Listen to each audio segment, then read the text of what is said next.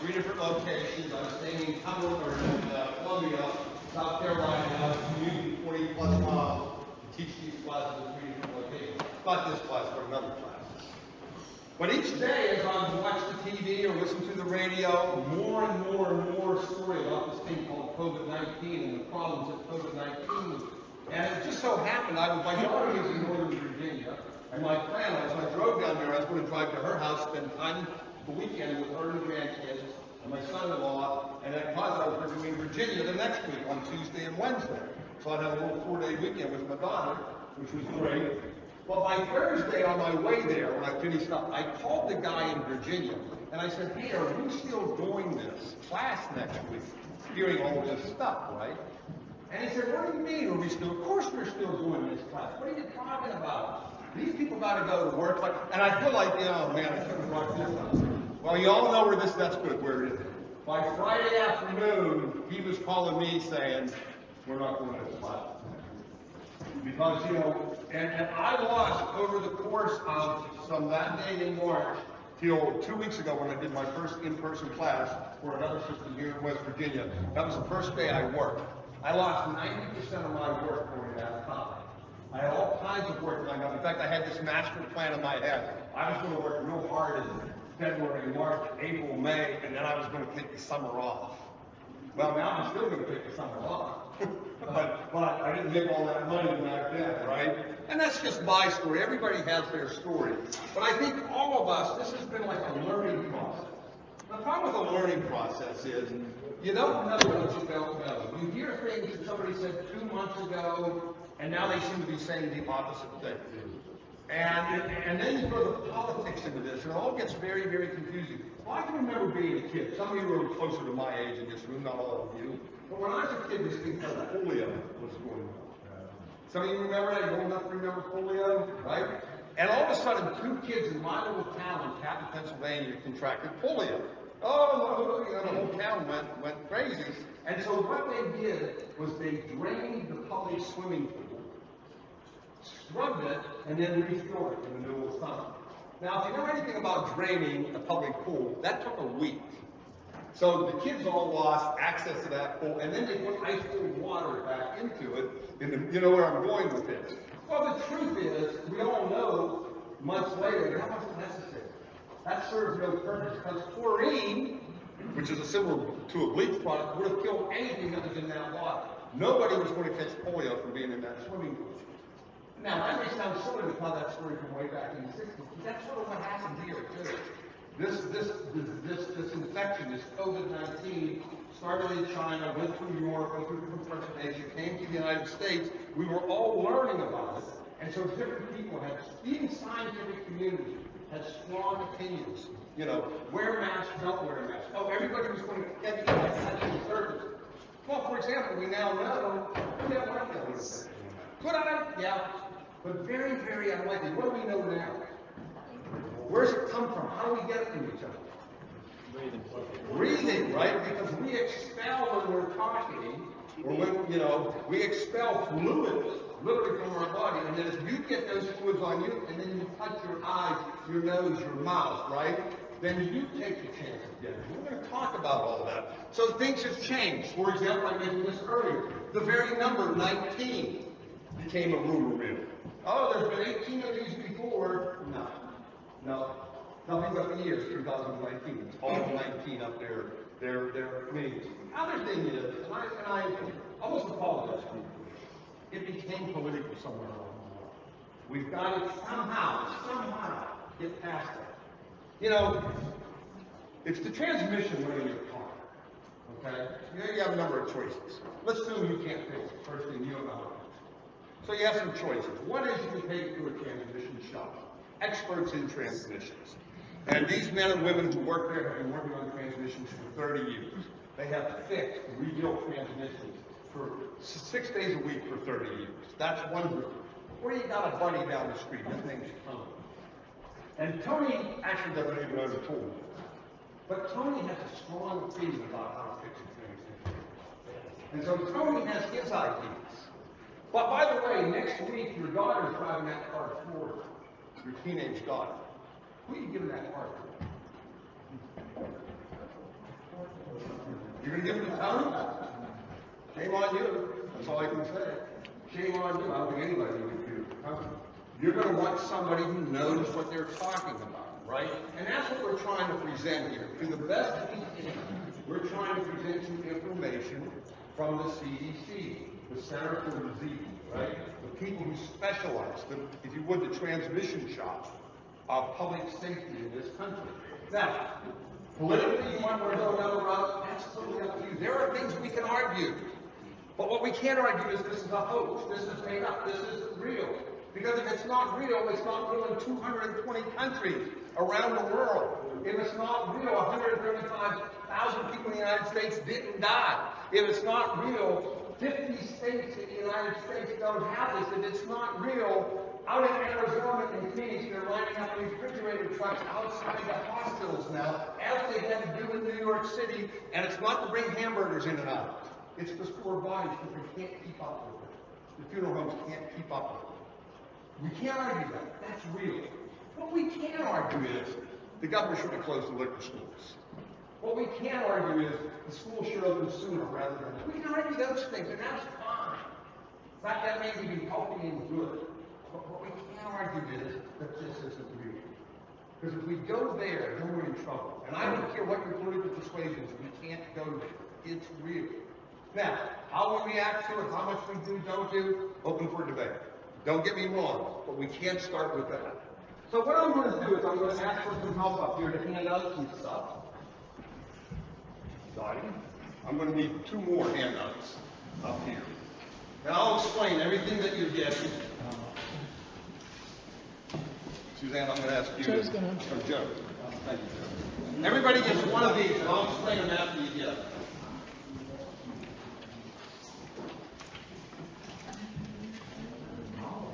You will now probably have more information about COVID-19 than anybody you know in your hand.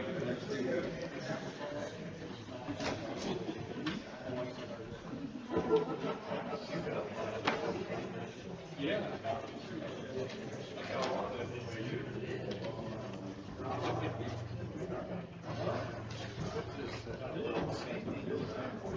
I'll explain what you have in front of you once everybody has them, so you don't have to sit there and LLC up here. Does that mean license? It means limited liability.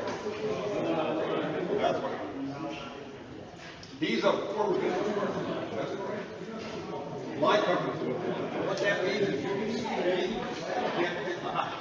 That's basically protection on private from my work. That's what limited liability means. The only thing you can take from me is the company.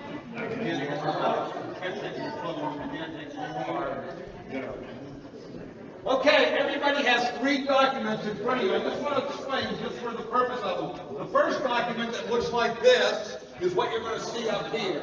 This is a PowerPoint. Listen up, please. I can't continue. This document is what you're going to see in front. Listen up, please. This document is what you're going to see in front of you. If you want to take some notes, take it on this. The second document you're going to see is a document from the Center for Disease Control on what transit workers need to know about COVID-19. This is very specific to your job. This came right off of their website. People recognize that transit by nature, you put people together in a small enclosed place, there are certain considerations that we, the bigger we, in transit, whether we're in New York City in the subway system or we're in rural West Virginia, there are some things we need to know, and that's on here.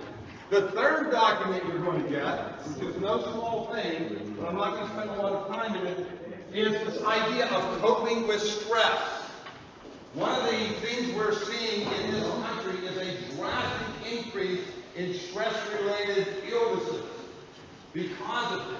Something as simple as you're stuck at home. Something as simple as you're uncertain about what to do. Something as simple as you're worried about the future. Maybe you're worried about your kids going to school. Maybe you're worried about your job. Many people lost their jobs, as many of you know, etc., etc. Maybe you have a loved one with a disease. Like I have a brother that got a liver 2 years ago. I'm very worried about him. Okay, because he's a very high-risk person. Me coming here and speaking this today, I'm not going to go see him this week. I'll make a decision purposely not coming in close contact with him. I'm worried about that, right? There's a lot of resources in here. That's really what this is. This is a list of resources that deal with stress. For example, one of the suggestions it makes is, stop watching so much news. Now that may sound odd to you, but the problem is news is a 24-hour cycle. And you're going to always, news, I don't care whether you're a right or left-leaning person, it's always going to be influenced by what you're watching. We all know that to be true. And that's not really news, that's opinion. And so you've got to be careful about that. We want to deal with accuracy as it relates to this. But there's a lot of resources. So now you have the PowerPoint we're going to show you. You also have what every transit operator should know about COVID-19, and now you also have the document. Now, basically, if you bring this online, you can go to any of these additional resources that are in here for dealing with stress. Everything from suicide prevention to how to stop watching so much news to how to deal with things like economic risk, etc., etc. So that should be helpful. Share this resource with your family and with your friends as well, because everybody's dealing with this simultaneously. Now this PowerPoint I'm going to show you is somewhat unique. It's not a typical PowerPoint. You'll notice up here it says New Mexico. My good friend, a fellow by the name of Ring Lazaro, who we used to be business partners together, we're not anymore, but we're still best friends, was asked to create a video for the good people in New Mexico that are very similar to the state, mostly rural operators, very similar sized vehicles, mostly a rural state, a few urban areas, on what transit people should know, transit agencies should know about COVID-19. So this is a talk-over video. You're going to hear him talking over the slides. I'm going to stop the slides from time to time so that we can have a discussion. Okay, everybody with me on that? Don't let the New Mexico part throw you. There's nothing New Mexico about it, other than the very beginning when you said, like, you don't for the New Mexico Department of Transportation. So with that, we'll start it, and then we'll stop from time to time. Welcome to this presentation on COVID-19 safety guidelines for New Mexico transit agencies, provided by the New Mexico Department of Transportation, Transit and Rail Division. My name is Ring Lazaro. I'm a transit safety contractor to the New Mexico Department of Transportation and the narrator for this presentation. For the next half hour, we will discuss some information that can help keep people safe from COVID-19 and prevent the spread of the virus. COVID-19, an abbreviation for Coronavirus Disease 2019, is caused by a highly infectious and fast-spreading virus, SARS-CoV-2, that is transmitted person to person through close contact via respiratory droplets. Spread may also be possible through contact with contaminated surfaces or objects. Symptoms and their effects can range from mild to severe and result in extreme health complications and even death. Okay, we're going to just stop it there for a moment. Everybody needs to understand, right, what this is. COVID disease, right, 19. Comes from COVID is a common respiratory illness, so they use that term. But remember how he said it spread. It spread primarily from person to person, primarily. And yes, there is some possibility of getting off the surface, but now that we've had 4 months of studying this, we recognize far less likely you're going to get from the surface. The other thing you might not know is when you use a disinfectant on a surface, some of you have seen me spray my hands up here. This is 80% alcohol. Okay, when I spray this on my hands, it doesn't go away when my hands dry. It will stay on my skin for hours afterwards. And so even if I would touch something, it would still have the germ-killing capacity. If this table was wiped down yesterday with a bleach substance, with an antibacterial substance, it would still have that substance on it.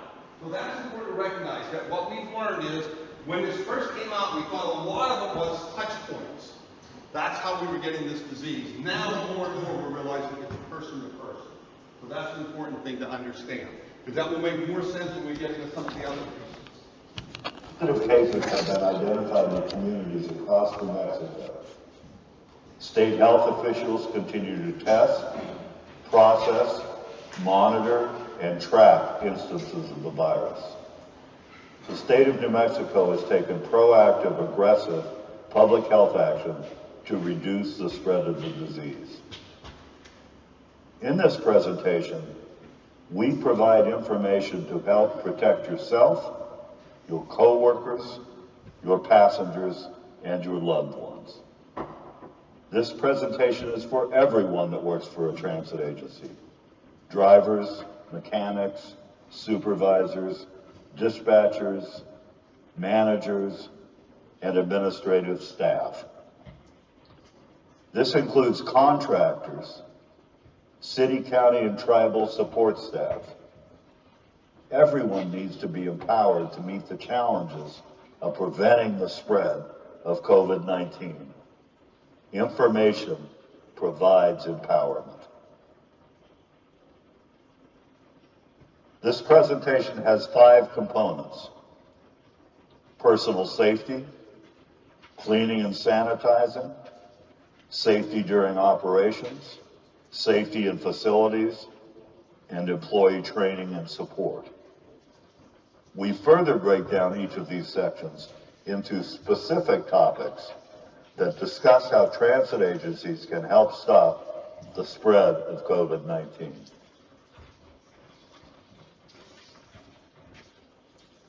This section on personal safety specifically addresses actions such as hand washing, using hand sanitizer, and wearing gloves and face coverings, all of which can reduce COVID-19 transmission. We also talk about the advantages of driver compartment barriers. As the Center for Disease Control, or CDC, has emphasized, proper hand hygiene is a crucial measure that can help stop the spread of the coronavirus.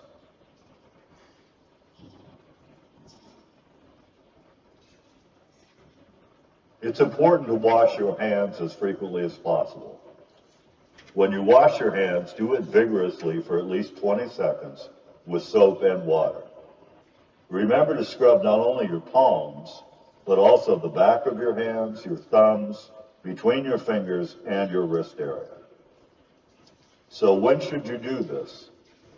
Before and after work shifts, before and after breaks, before and after you handle your face covering, after making contact with frequently touched surfaces, before, during, and after preparing food, before eating food, after using the restroom, and after blowing your nose, coughing, or sneezing.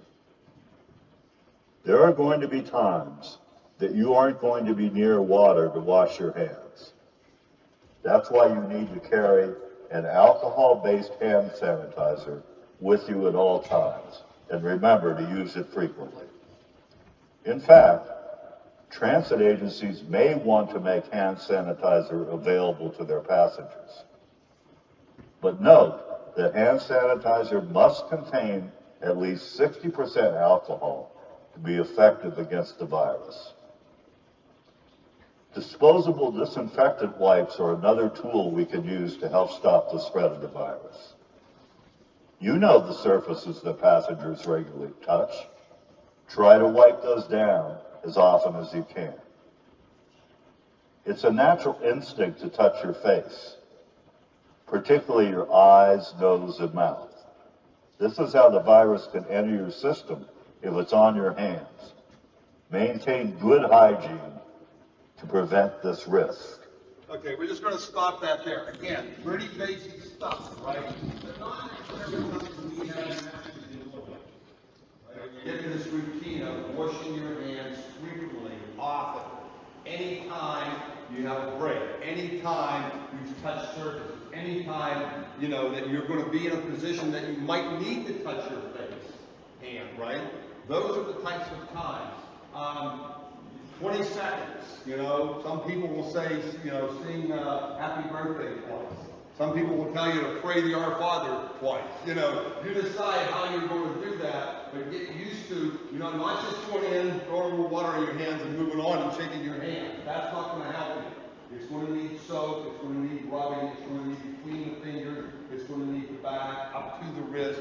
It's going to be cleaning the inside of your hands, and it's also going to be scrubbing around your nails.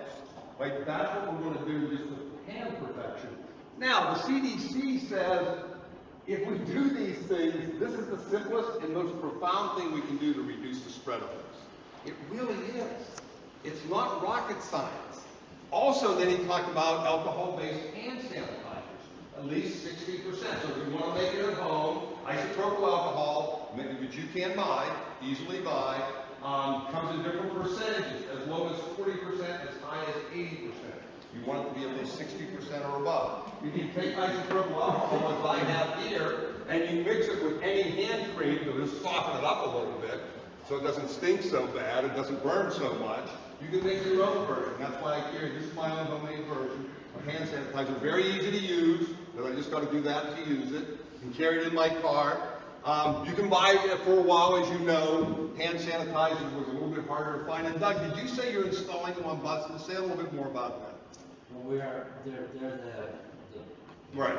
Type you put on your hand underneath it automatically. So, I mean, you have to get the little button. But anyway, they're going to go on every bus, and they're for passengers.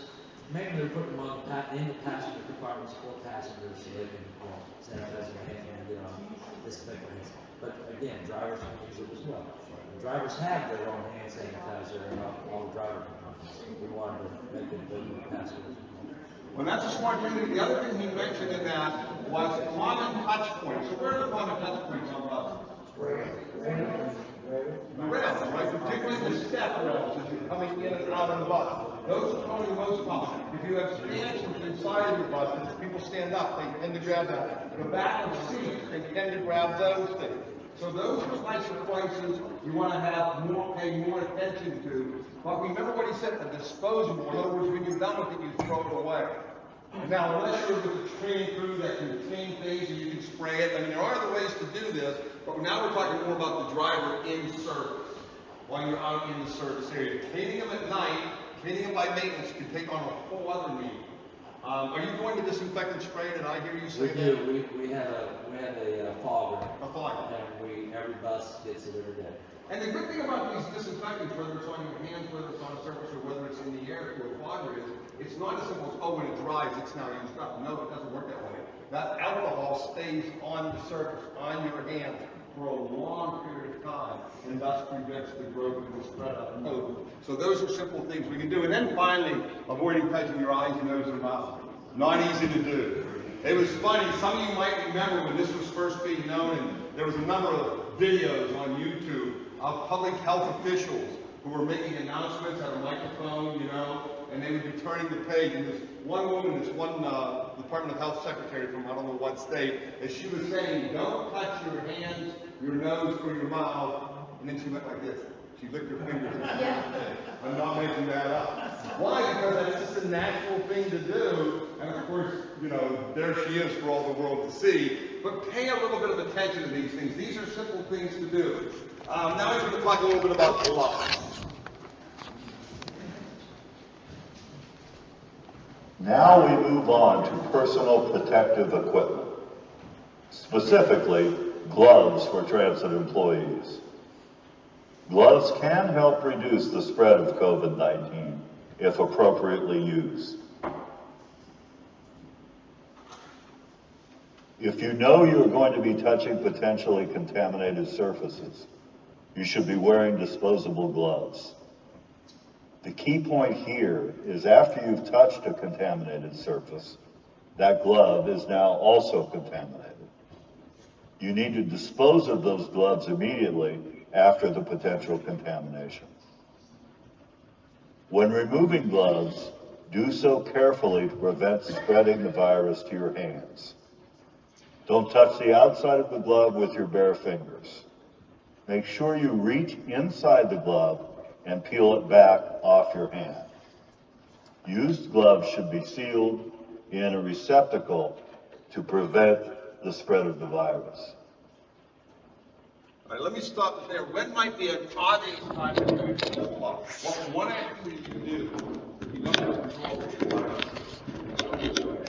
Securing something in your mobility device. Exactly right. When you think about it, where was that mobility device? What's on that mobility device? You have no control over that. So now, and Donnie knows this, we've been teaching some form of passenger assistance for a long time. I gotta be honest with you, I didn't teach people to do that back in the day. I would certainly do it now. And by the way, here's the good news about this. Everything we're talking about here, as we get into the cold and flu season, is great. And one good thing that might come out of it is a great reduction in colds and flus. So they're thinking exactly the same way. But yes, certainly a mobility device. So anytime you're going to be in a high touch area, that's why you will see cleaning personnel wearing gloves as an example, for somewhat obvious reason. Latex gloves are relatively cheap. I don't know, do you guys provide them? I don't want to put you on, you do? Yeah, so they're available to you. But remember also what he said, be very careful taking them off, right, and then dispose of them. Don't go through the parking lot and give them a toss. You know, then somebody else has to deal with the problem. Any thoughts about that? Any uncertainty about that? Face coverings. Now, I don't know when it became political, but somewhere along the line it did. I'm not going to get into that today. What we do know is that this disease is transmitted through what comes out of your mouth and nose, right? There are droplets that come out as you talk. Even though you can't see them, they're coming out of me right now. And if I'm closer to you, that's where the 6 foot comes, right? When I say back here, you don't have to worry about what's coming out of my mouth. If, on the other hand, I'm going to have to be close to you, that's when this would come into play, right? But this has become, oddly enough, political. It shouldn't be. That's all I can say to you. It shouldn't be. Here's what we know, folks. This disease in 220 countries. There are countries, Italy would be a good example. South Korea would be a good example. Now, there are different types of cultures in us. They made it mandatory early on. Face coverings were mandatory. Those countries are up and running. Their numbers are dramatically decreased. The stores are open. The kids are back in school. Here in the USA, we still want to debate this. Well, as Doug said this morning, look at our numbers. Okay, our numbers are constantly increasing. The deaths are constantly increasing. And frankly, you now see economies being closed back. Stores, bars, restaurants being closed back. So you've got to decide. I can't make that decision for you. Part of the problem, part of the solution. And yeah, is it a little bit embarrassing? Maybe at first, but I've gotten past that a long time ago. You know, I mean, we have a responsibility, and when you get into an environment like a box, now that's a closed environment. Now you've done some good things with the shields. Don't get me wrong, but I'm going to be very frank and honest with you. If you think your passengers are going to wear them and you don't, good luck with that. Like it or not, you are the captain of the ship. And there is no way you're going to convince people to wear these if the captain's not wearing them. It's just that simple. But while you're out there, they may be wearing a mask, he's not wearing a mask, she's not wearing a mask. There's a reason why, and I'll show you a little experiment here in a moment. So let's talk about things. Another important piece of personal protective equipment is a face cover. First, we're going to talk about face coverings for transit employees.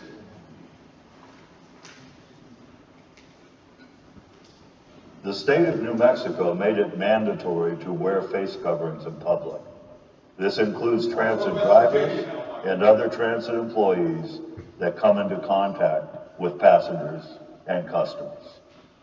Transit employees must wear face coverings when they are on a transit vehicle, interacting with customers or otherwise interacting with the public. What kind of face covering should you wear? The covering should entirely cover your nose and mouth and fit snugly, but not uncomfortably. You don't want it to restrict your breathing either, since you may be wearing it for a considerable time during a work shift. Use face coverings made of cloth that can be laundered. Laundering kills the virus and allows you to reuse the cover. Make sure you change your face covering at least daily. When you take off the covering, avoid touching the outside of it and place it in some type of a sealed container, such as a plastic bag. Be sure to either wash your hands or use hand sanitizer after removing your face cover. The New Mexico mandatory requirement for face coverings in public extends to transit passengers. Passengers are required to wear face coverings when on transit vehicles, at bus stops, and in public spaces of transit facilities. However, children aged 2 and under are not required to wear face coverings. Also exempted are passengers that have medical conditions that prevent them from wearing a face covering. These passengers should be allowed to ride transit vehicles without a covering. What if someone is getting ready to board the vehicle and they aren't wearing a face covering? Transit agencies should consider strategies to provide face coverings to passengers that don't have one. This might be a resource challenge for some transit agencies, but may be the only way we can assure we're able to provide transportation services to those that need them. Okay, we're going to stop there. Now, more and more, this issue is becoming more and more common. I saw that we down here late last evening. I stopped to see something more field. I stopped to use one of the places on the way down. And you get into this, you walk in, half the people are, half the people aren't. Not up for me to judge. It really is. It's not my job. By the way, the CDC says that if half of us wear it, we'll cut the disease by 90%. It'd be great if not 100% of us wear it. But if only 50% of us, in other words, go out of our way to keep the likelihood of communicating this disease. Now, when I wear a face covering, who's protected? You, not me. If you wear a face covering, who are you protecting? Me, not you. Did everybody get that? In other words, what comes out of your mouth, what comes out of my mouth. Now, sometimes people think, and again, just like I was telling you that polio story, you've heard things. You heard the CDC, you heard Dr. Fauci 3 months ago say, I'm not sure how good these are. He did say it. You can find the videotape, it's on YouTube. And of course, some people want to keep playing it over and over again. Well, that was for a whole bunch of reasons. One of them was it was a brand new disease we didn't know much about, and we thought it was coming from touch surface. The second thing was, at that time, there were not enough what they call personal protection for the medical profession. And so what they didn't want was everybody going out and grabbing them out of the drugstores, and grabbing them out anywhere they could find them, whether it was hand sanitizer, whether it was masks, whether it was gloves, and now the hospitals don't have it, the medical professions. And then you had the N95 mask, which is a very high level mask.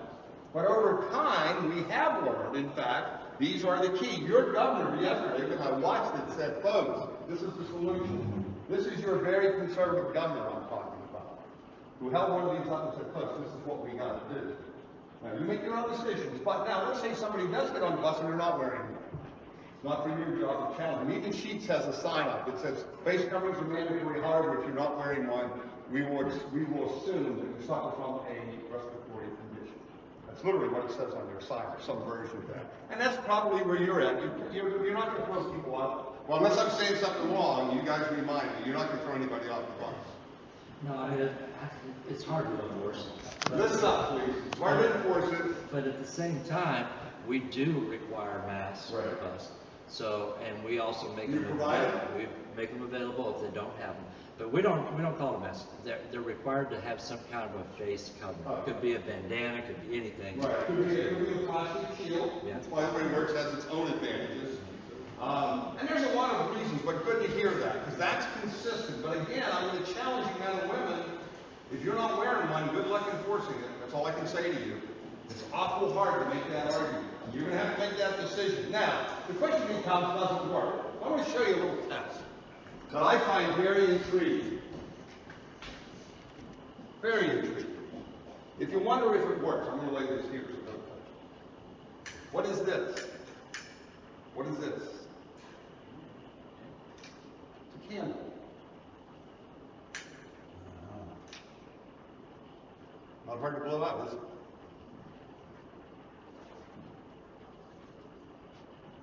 If you're wondering if anything's coming out of my mouth now,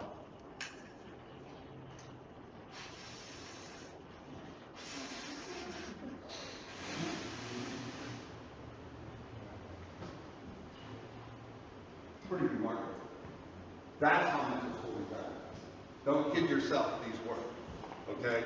I don't care what stories you've read, go home and try that. If you think I just did something funny there, go home and do it yourself. And by the way, it's a simple way to check whether or not your mask is effective or not. It's just that experiment that I just did. I was blowing hard. And I saw this for the first time just the other day. And I tried it. You can't blow it out. You can't do it. You can't get enough air coming, which means as I'm talking, that's not expelling through that mask. I'll stand back here. Behind that mask, I'm going like that, and I can't get it through to blow a simple candle out. Shows you how effective they are. There's a whole movement in this country. There's an anti-mask movement. Some of you might be aware of that. There are organized groups. They believe it's a civil liberties issue. I understand that.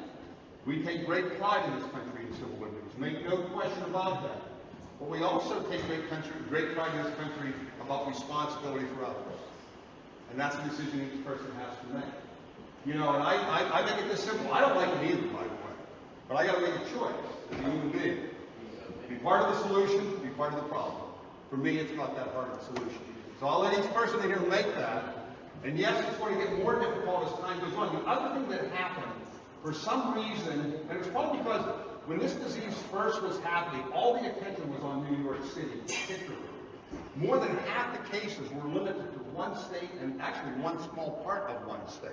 And so there was, in West Virginia particularly, took great pride of having no cases, having 0 cases. West Virginia was highlighted more than once. The map, everybody else was colored, and there was white West Virginia sitting right, no cases. By the way, that was false. You just simply had to test it for them. You had cases. But I think it's easy because of the political side of this, and gee, all this was happening in New York. But what's happened? Now in New York, by the way, their numbers, down. 52% decrease yesterday in their deaths. Arizona, 100% increase. Florida, 1,100% increase. Texas, 1,300% increase. West Virginia, 200% increase. So make no doubt about New York, who mandated this stuff months ahead, is seeing the results of it. And we're some of the other, my state was sort of in the middle, about half and half. So I challenge you. Now, driver's barriers, we'll go through these quickly. Doug, are you installing these? Did install them? Say a little bit more about it. What's that? Barriers. Oh, the barriers. Yeah, we've got most of our big buses, well, all of our big buses have glass barriers. And some of our 18 passengers and 12 passengers do not yet. And then we've got them ordered. We just don't have them in yet. Okay, well, let's look at this. Listen to this.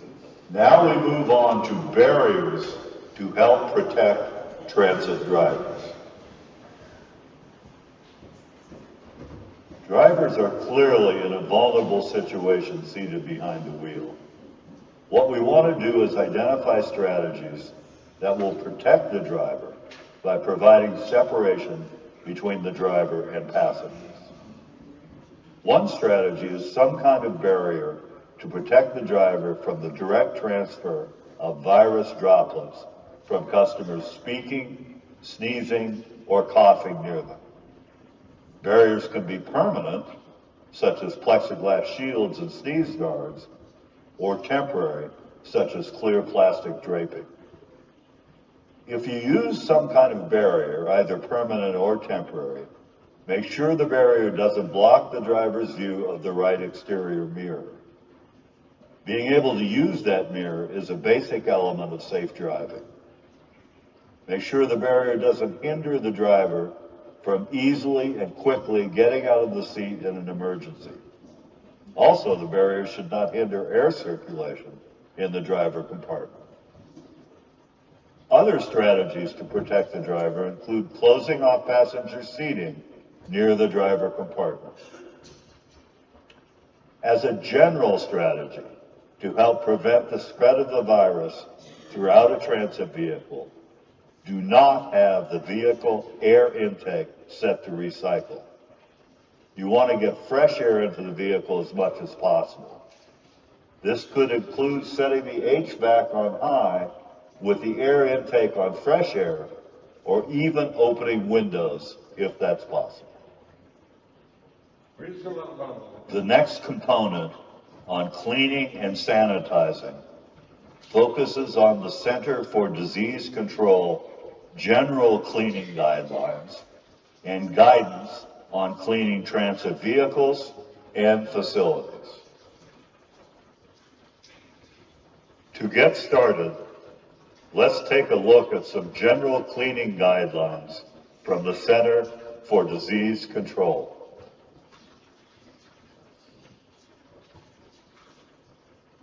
The CDC tells us that coronaviruses on surfaces and objects naturally die within hours to days, and exposure to warmer temperature and sunlight reduces the time the virus can live on surfaces.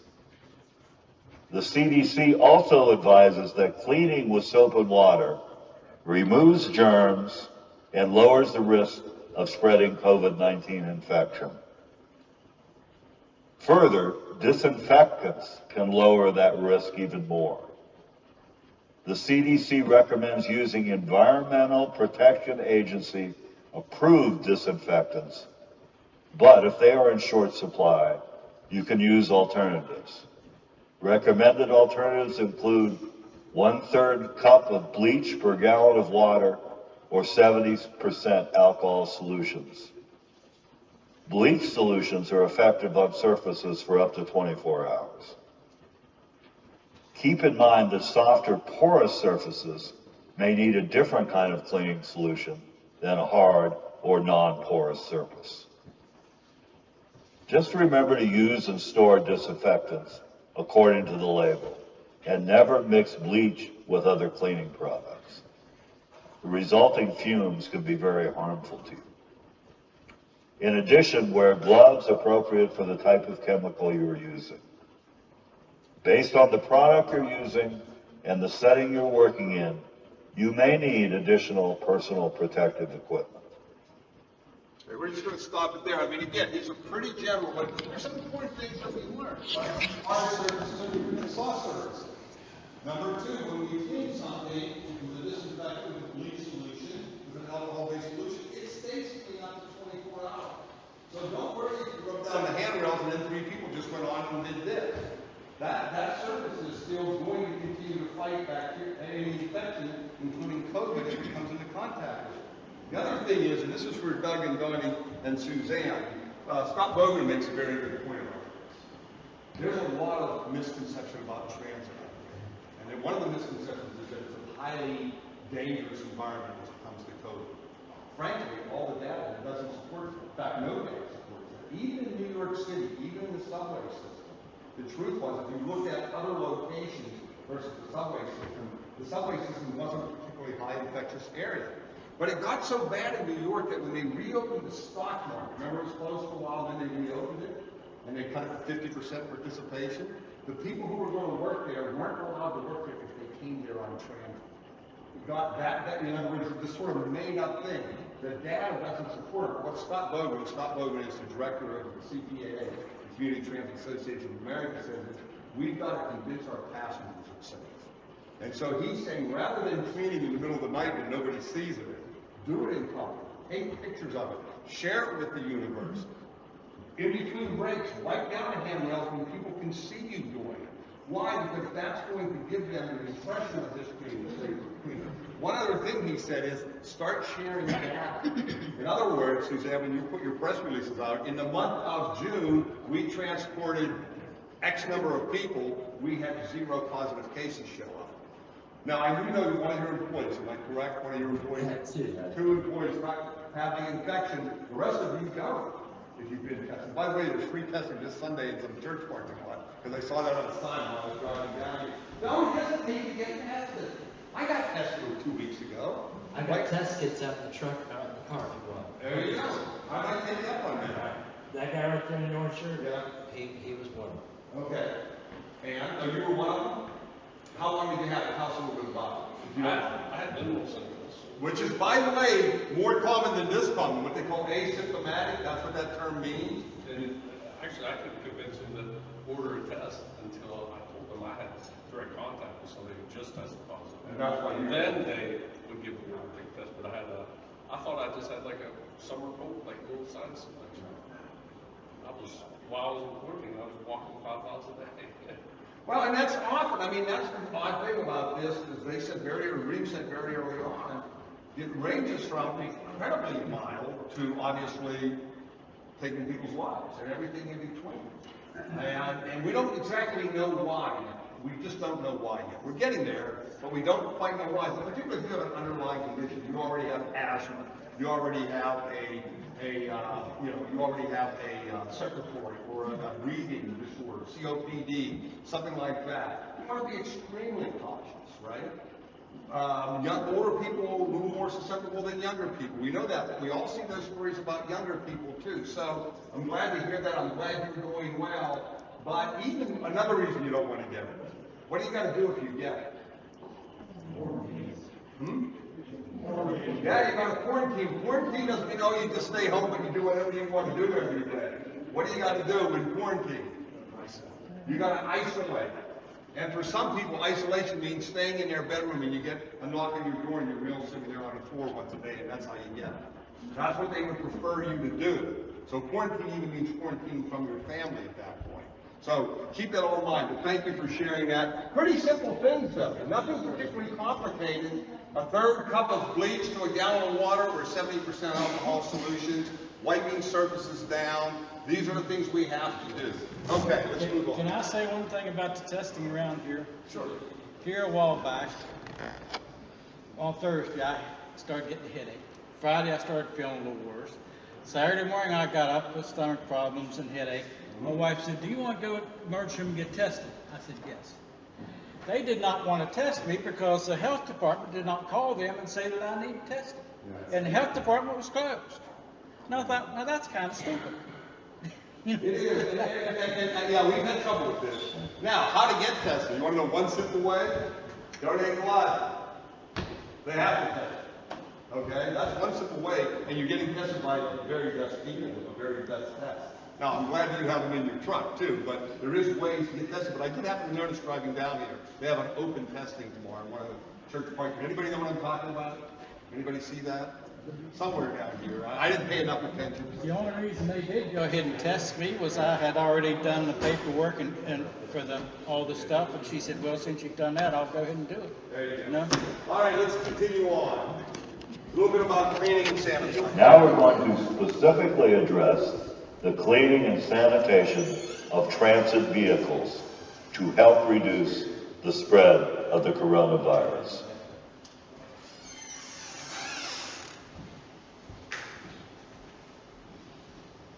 It's a good idea to clean vehicles at the beginning and end of each shift, but at a minimum, thorough cleaning should occur at least once a day. Those responsible for cleaning should always wear gloves and a face covering and keep the vehicle doors and windows open for ventilation, unless of course you're using a flogger type of disinfectant. Always use wet methods to clean all surfaces of the vehicle. Avoid dry sweeping, that will just stir the virus around. If possible, drivers may want to wipe down high-touch areas with disinfectant throughout the day as they deliver services. Remember, always dispose of gloves properly after cleaning and wash hands and use hand sanitizer afterward as well.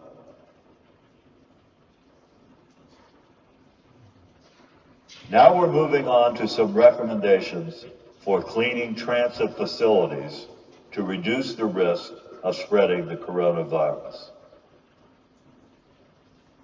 Transit facilities should be cleaned regularly with water, detergent, and an improved disinfectant. Again, those who clean the facilities should wear face coverings and gloves appropriate to the type of cleaning solution they're using. If possible, conduct cleaning activities when others aren't present. Be sure to pay special attention to frequently touched surfaces, such as door handles and countertops. When cleaning restrooms, keep the door open to allow air circulation. And don't forget to regularly clean the vehicle maintenance shop area, as well as tools. And as I've said before, be sure to dispose of gloves properly when you're done, and wash your hands and use hand sanitizer afterwards. In this next section, we discuss what we can do to help reduce the risk of spreading COVID-19 during transit operations. This includes the topics of passenger seating in vehicles, fare handling, passenger boarding, as well as passenger assistance and security. First, we'll address some strategies for how to keep passengers from sitting near each other in transit vehicles.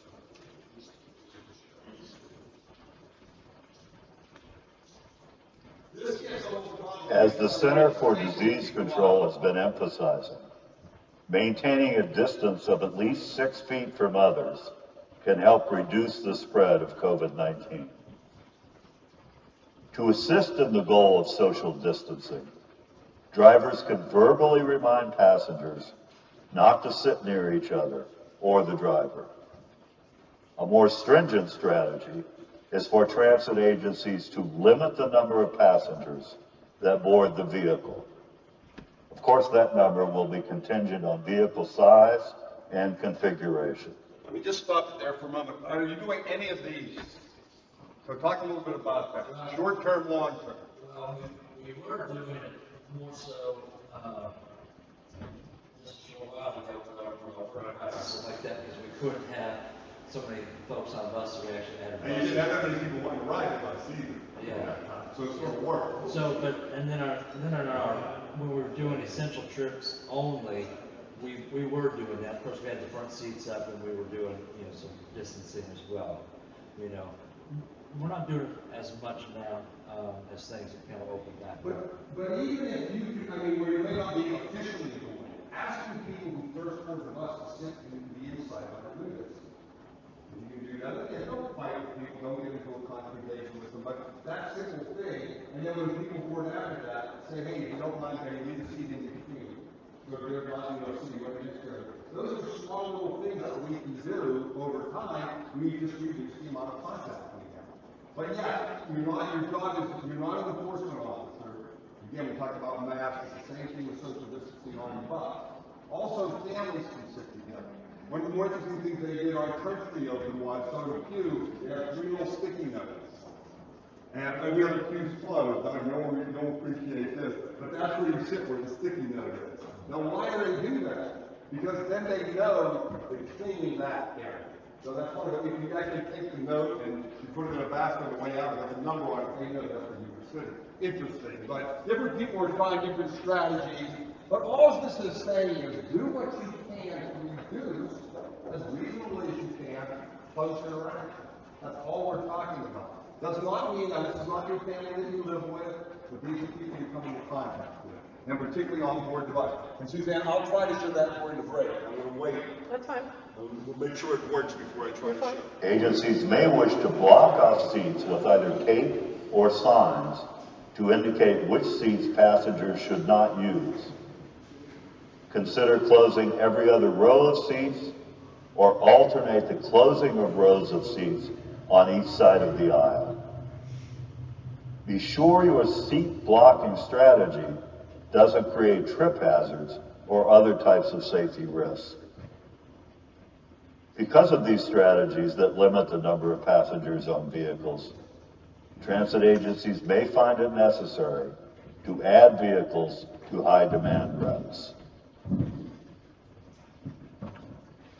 Our next topic is fare handling and passenger boarding and some related strategies to reduce the transmission of COVID-19. If your transit agency hasn't already, it might want to consider offering free fare service. If that's not an option, then develop a plan to reduce the interaction between bus drivers and passengers during fare collection. And keep in mind that anyone who pulls fare boxes or counts fares should protect themselves by wearing gloves and face coverings to help reduce the risk of coming into contact with objects possibly contaminated with the coronavirus. Another option to help reduce the risk of driver interaction with passengers is for passengers to enter and exit the bus through the rear side door if the vehicle configuration and fare policy allow. However, this does not relieve a driver from assisting passengers with mobility devices or other disabilities in boarding and deboarding at the vehicle door that is equipped with a ramp or lift. If you are considering a rear side door only boarding policy, there's some things you could do to help minimize confusion for drivers and passengers. Foremost, you need to develop formal procedures and make sure drivers receive instruction on and understand those procedures. You may also inform riders of the policy and what to do if they need a ramp or lift. You may want to conduct outreach to the disability community about the policy. Okay, let me just stop there. That's a good place to stop. What are you doing with fare? We actually, during the height of everything, we went to Central Arizona, we suspended there. But we did that more so that we can do all the fare processes. We can do all the fare processes, the other side of the bus. So there's less fun. So there's no more action happening. Now, remember, money, just by nature, you all knew this well before COVID, one of the dirtiest things that you can carry around. Why is that? And everybody handles it. You know, they've done new research on this money in our pockets. There's nothing much dirtier than it, right? So the less contact is better. It's just simply that. But on the other hand, kids can't go fare-free forever. We knew that. And so I'm glad to hear that you take the reasonable steps with that. Do you make change for people? There are a few transit systems that do. Where are people carrying money? On their pocket? Anywhere. I've seen people dig money out of their shoe, and so have you. I've seen people reach into their bra and pull money out of their bra, and so have you. So remember that, and I'm not, you know, people do whatever they do with money. Money by nature, you can't clean it. You can't clean it, particularly the money counters. That's where disinfecting, cleaning, washing becomes very, very important for people that are handling this money. So with that, just as because I can look around the room and see it, I'm going to give you a 5-minute stretch plan. This will be the last plan. 5 minutes, not 10 minutes.